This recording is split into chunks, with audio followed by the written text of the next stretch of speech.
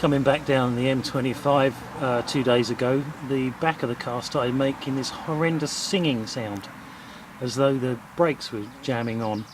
And I noticed that the tune of the singing changed on the different surfaces of the road.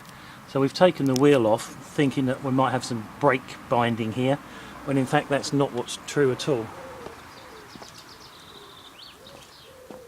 If we look at the wheel, you can see that it's lost its tread on the inside, and that's a definite sign that the camber of the rear wheel has been put out of true.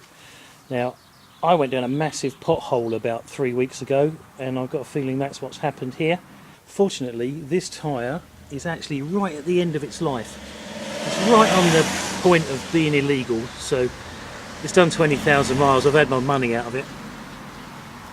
Looking in the rear wheel arch, you can see the spring, and if we follow round, you can see the top link, and then down here underneath is the bottom link, and they control the camber of the wheel.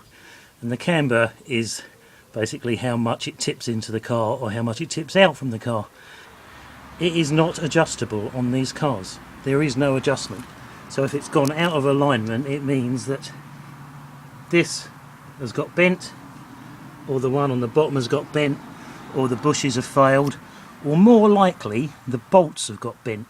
So I'm just going to undo the bolts and check the quality of them and see if they need to be replaced.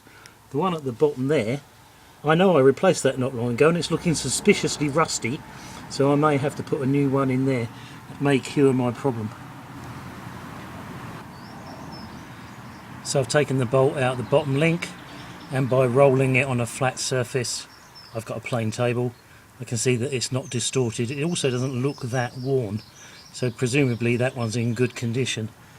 The bottom of the control arm here, that's a bit rusty, which is a bit annoying because I didn't put these on there that long ago, but the bushes are in really good condition. So it seems likely that it's not this bottom one, although that's the most common cause. So I'll take the bolt out of the top one, which is just here, and see if that's got distorted. So I've taken the top one out and put it on the plane table, and that's nice and straight. It's quite shiny on one side, and that's likely to be wear, so it's possibly a good idea to get a new one. The other thing I noticed though is that this arm, this is really stiff.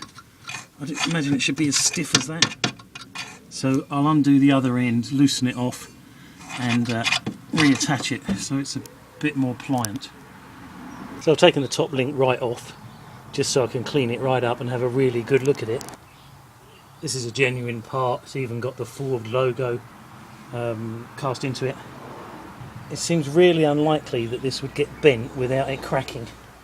And even if it did get bent, how on earth would you be able to measure that to find out? Much more likely that it's the lower arm, because that's made out of tubular steel. So this can be greased up and put back on as it is. I've put the wheel back on now, and basically what I've done is I've taken off the top and the bottom control arms, checked them, checked their bolts, re-greased them, refitted them, and now I need to go and buy a new tyre and look at it extremely carefully, keep it monitoring it to make sure that it doesn't scrub off. If it starts to scrub, I know that I've got a bent component, and that's going to be really hard to track. It's really annoying that these cars don't have a way of properly setting up the camber, because basically it means as your parts wear out, there's nothing you can do to compensate for it other than go and buy new parts.